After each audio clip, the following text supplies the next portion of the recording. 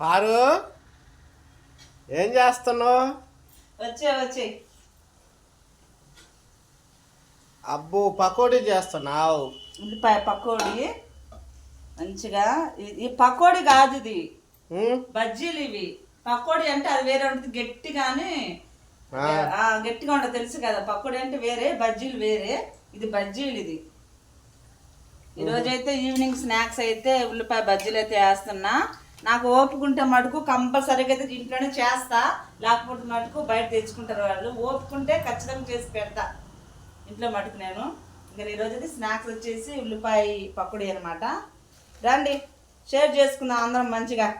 ఇవి ఉన్న దాంట్లోనే కొద్దిగా పట్టుకొని షేర్ చేసుకుందాం అని అంటారేమో, ఆ ఉన్నదో షేర్ చేసుకుందాం, ఏం కాదు. రండి వచ్చేయండి. ఇంకొద్దిగా అయితే ఉంది, వేసేస్తాం. మా సాయి రాసుకుంటా ఉన్నాడు, ఇంకా ఆయనకైతే వేసి పెట్టేయాలా. పప్పు అయితే